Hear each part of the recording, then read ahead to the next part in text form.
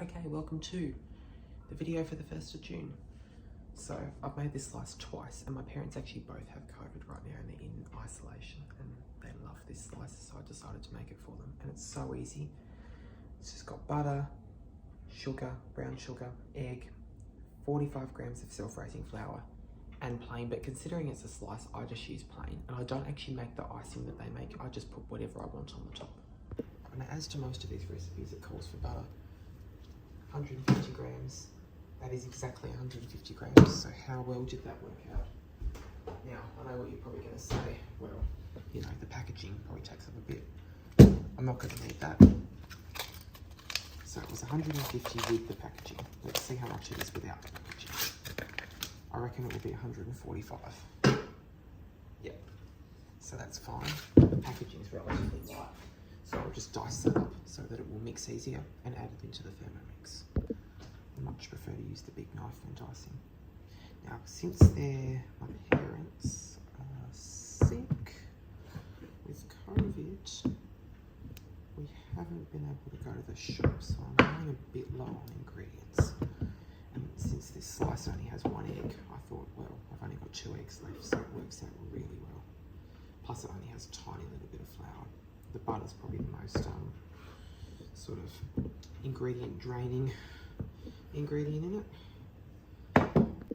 Then I'm going to add the 200 grams of brown sugar. Now, it also has 1 cup, but when you're using the Thermomix, you always go by weight. So it's great that now you can just sort of convert it straight away, but I'm just going to set that back to 0. So 200 grams is 1 cup. And as always, nowadays, I put the recipe in a comment, or I have it in the description of the video, so you'll be able to make this recipe as well. Again, oh, I've got shell in there, so I better get that out. I've got heaps of shell in there. Sometimes that just happens. Anyway, I'm not going to get rid of that because, you know, why hide the fact that that's what happened? And I'll just mix that again. Okay, so I'm actually going to put the lid to the original recipe. But then I'm going to put my tweak as well because it says to use 60 grams of, I think it was self-raising, and then 45 of the other, which was plain. It might have been the other way around, I don't know. But I'm just using 100 grams of plain, and I've done it 2 times and it's worked fine. So, and also it's a slice, so it doesn't actually have to rise that much. So it's what I did. I just added 100 grams of flour, and then 30 grams of cocoa powder is what I'm going to add to it next. Cocoa powder is extremely light, so it often takes a lot of time.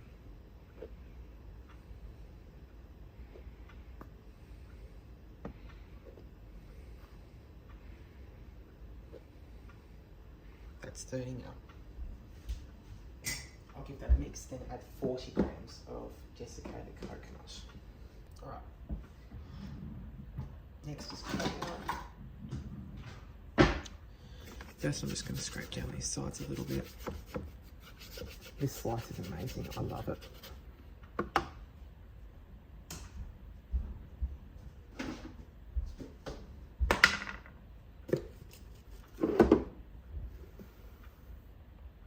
That's the 40 grams. This is the last thing, and I'll just mix it. You can always add a bit of vanilla if you want. Alright. Now it's just time to fill this up.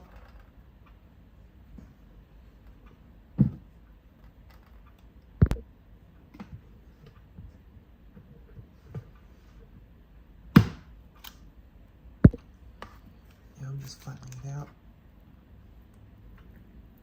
And obviously with the heat it'll flatten out more, so it doesn't have to be perfect. Just try and get it into the corners. And that's how easy it is. You know, it's between 5 and 10 ingredients, and it's not a very high one. Like it bakes relatively low, but it's still good. And there you have it. Slice is all cooked, and it's amazing.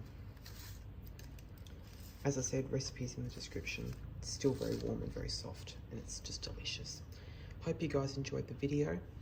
I'll see you guys next month, and we might be doing candle making or something. I'm not sure just yet. I've got a little list of what we're going to do. Anyway, see ya.